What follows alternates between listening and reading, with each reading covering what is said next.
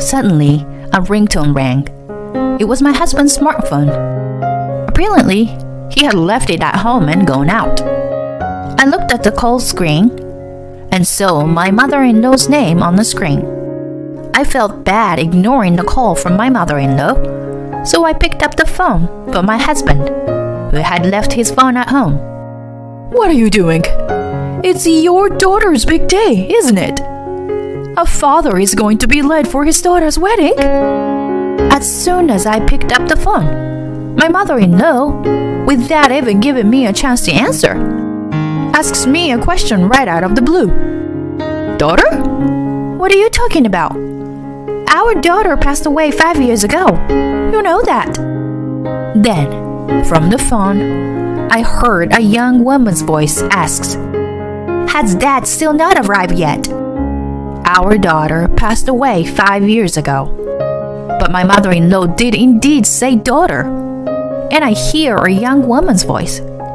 What is this all about? My mind went blank. Linda, why are you answering the phone? My mother-in-law exclaimed to me on the phone, sounding impatient. My mind went blank, and my daughter's smile and memories of the past came back to me in bits and pieces. My husband Jason and I have been married for 20 years. Jason and I had a daughter shortly after we were married.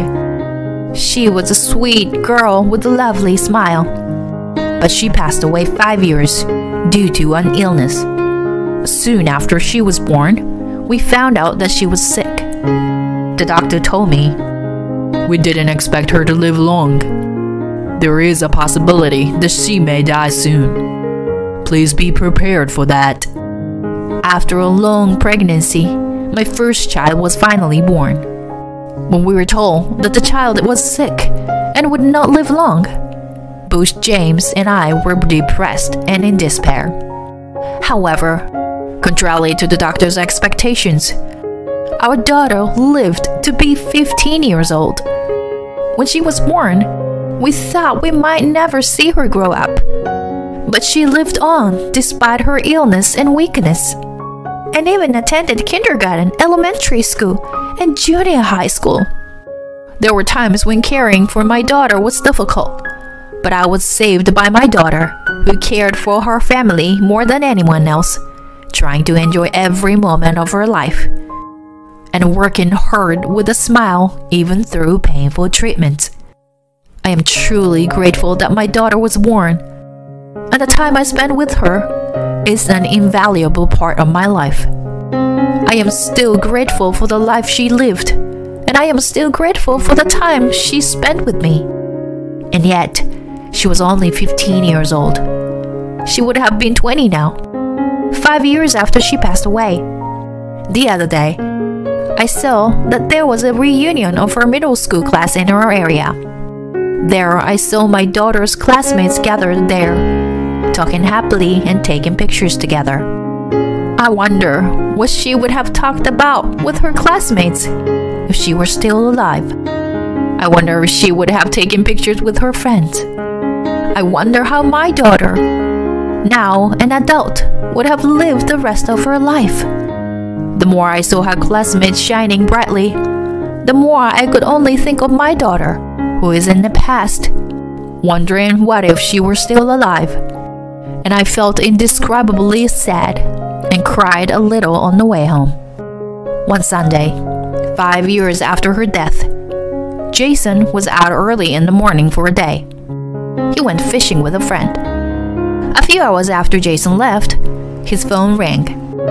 I didn't realize it until then, but Jason had forgotten his phone and had left it behind. I checked the call screen, and so it was my mother-in-law.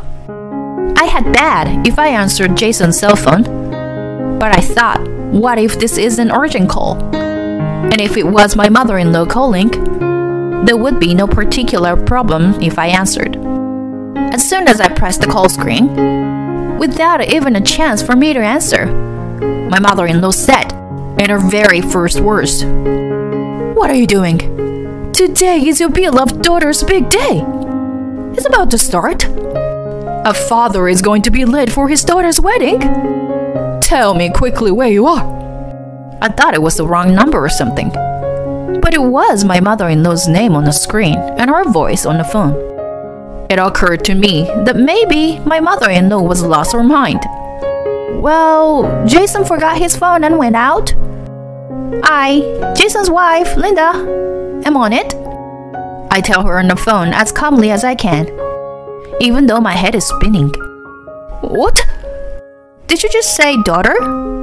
Our daughter passed away 5 years ago. You know that, don't you, Grace? I heard an unexpected word on the phone as I did so. Grandma, is Dad not going to make it? It was definitely a young woman's voice. My daughter passed away 5 years ago. But my mother-in-law said daughter, and the young woman called my mother-in-law Grandma.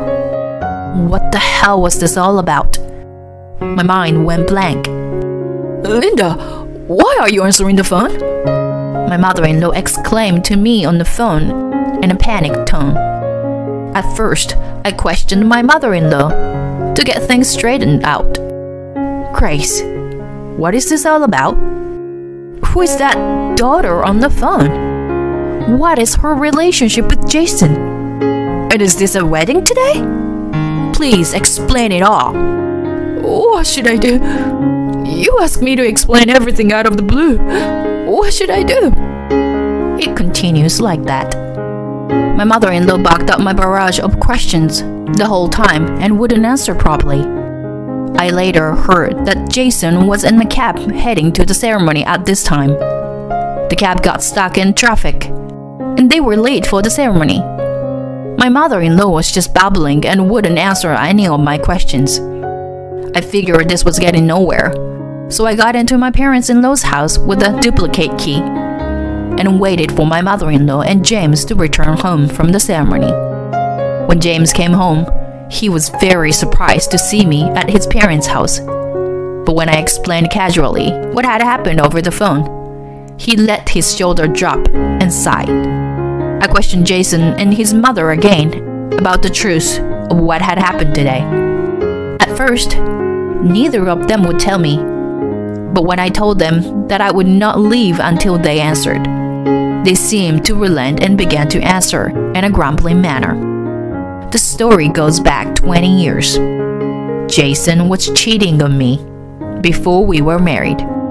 He also had a daughter with the other woman, and by some coincidence, the daughter of the affair was the same age as our daughter, who had passed away. The affair partner's daughter grew up to be a thriving young woman, and today was her wedding day. Jason began to tell us that he had gotten busy at work since her daughter was born. Many days, he didn't come home because he had to stay overnight at the office. And some days, he was away from home for days because he had to go on a business trip. To be honest, it was hard caring for our sickly daughter on my own. In addition to raising a child for the first time, caring for a child who was rarely around here was harder than I could have imagined. But at the time, I didn't want to meddle in Jason's business affairs. I was grateful that Jason was working and supporting our family, and I believed it was because he loved my daughter as much as I did. That's what made it possible for me to get through each day, even though it was hard. And yet, Jason lied and said he was at work, forcing me to take care of our daughter, while he relaxed gracefully in his other home. And to my surprise, my mother-in-law tolerated James's lifestyle, and at times even provided support for the other family. My mother-in-law thought that our daughter, who was born with a disease, was a failure, and she did not like me for giving birth to such a grandchild. Perhaps because of this, my mother-in-law came to visit my daughter only a few times, and it was always my father-in-law who came to see her a lot. And my daughter looked forward to seeing her grandfather. Now, my father-in-law is overseas for business reasons. Jason and his mother reveal one shocking truth after another. They seemed somehow to be relaxed that the truth was revealed and continued. Jason, you should break up with this woman. She ruined your daughter's wedding ceremony day.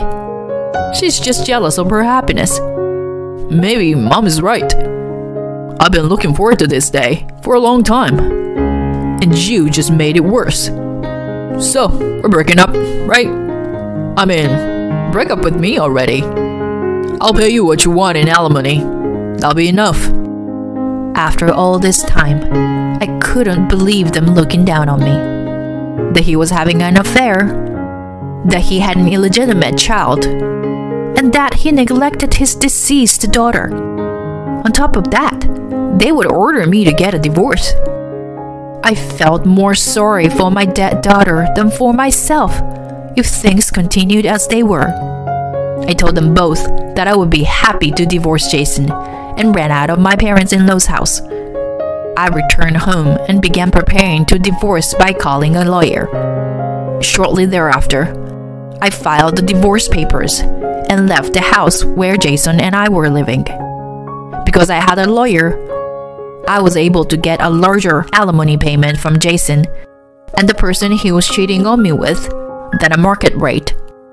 The day Jason and my mother-in-law were having a shocking conversation at my parents-in-law's house, I actually recorded the conversation. As soon as I left the house I lived with Jason, I sent that recording to my father-in-law and Jason's company. When my father-in-law heard that recording, he flew back from overseas to see me.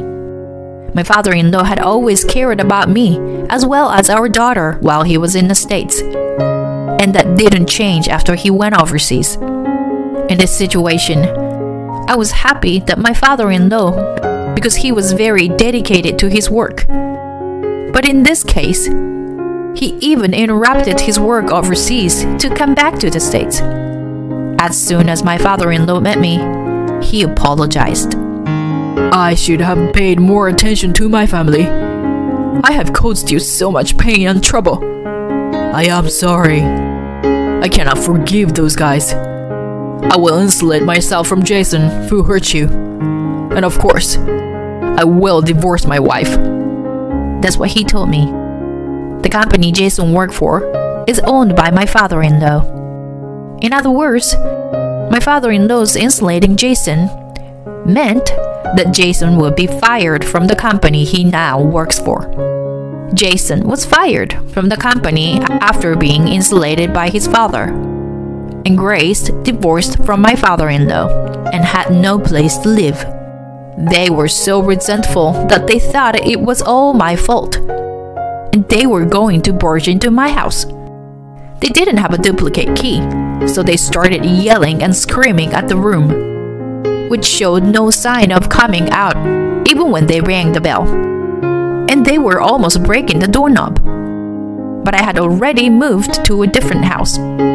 Therefore, another stranger was living in the house, where the two stormed out, and the police were called to the commotion against the two who suddenly stormed out. I heard that they finally ran out of places to go and tried to get a hold of the married daughter of the adulterer. So they stormed into the newlywed daughter's house. It seemed like she was home, so they tried to get in, but there was no response from the daughter. Hey, it's me. It's your dad. Can you hear me? If you can hear me, open the door. Grandma's here too. I came to see how you're doing. Please let us in. The daughter realized that they need help, so she tried to ignore them. However, she could not bear to see them staying in front of the house and reluctantly invited them in, saying that it would disturb the neighbors. At first, they said they were just checking up, but as the conversation progressed, they began to talk about how unhappy they were, and eventually they even got down on their knees, shamelessly begging for help. But after all, she is the daughter of an unfaithful partner. She turned to her father, Jason, and said, "But to you, my mother was the affair, and I am the daughter of the cheater. But you still supported us, so I called you Dad to thank you a little bit. So, money was the only link between Dad and me. Jason is stunned by his daughter's words out of the blue. And I called you Grandma because you supported us too. And when you ran out of money, it's our turn to help you because we're her family? You don't know how we have felt all this time. You've been helping us on your own. I didn't ask you. And then she simply cut Jason and his mother off. Is that what you thought all along? Unbelievable. What's going to happen to our relationship now? The daughter just said grace like a throwaway comment. We have no use for people without money. You have a real family somewhere else, but you have been using us as a family for your affair partner. In the same way, we have been taking advantage of you. Now, if you don't have any money, please leave. We're not a family anymore. Jason and his mother, who had been silently listening to her words, were now trembling with anger. And then they start shaking. What kind of a way to talk to a father who has supported you all this time? I thought you were the better granddaughter, but it turns out that you were a failure too. They yelled at her. Grace started screaming, throwing dishes, cushions, and other items in the house, not only at the walls and floor, but also at her granddaughter. Their outburst made a mess of the new house, and the daughter, feeling that she was indeed in danger, called the police. But the police who arrived at the scene saw Jason and Grace, whom no one could touch, and brought them in again. This police action caused Station's daughter to be marked by the neighbors, and her husband also found out that her family was troublesome because of this incident. Because of this, the daughter's husband divorced her quickly, after only 1 month of marriage. On the other hand, I was able to get a new job at a company owned by my father-in-law, thanks to his arrangement. I had qualifications at grade levels, such as a bookkeeper and a computer exam, so I was always ready to work if I wanted to. The reason was that I was always trying to improve my skills to earn money for my daughter's medical expenses in between taking care of her. Because of this, I am now working hard with a salary that is enough to live on my own. My father-in-law was so concerned about me that he cut ties with his own son and divorced my mother-in-law as well, even after the divorce of Jason with me. Not only that, but I am so grateful to my father-in-law for providing me with a new job. I told my father-in-law how sorry and grateful I was, and he said, "Please let me do this because I feel sorry for you too. And I am so grateful to you, Linda, for giving me my one and only granddaughter. My life is so much happier that I had such a sweet granddaughter. Besides, it's normal for families to support each other. Linda, you are a very important family member who gave me a granddaughter." I couldn't stop crying at his words. I think that's all thanks to my daughter.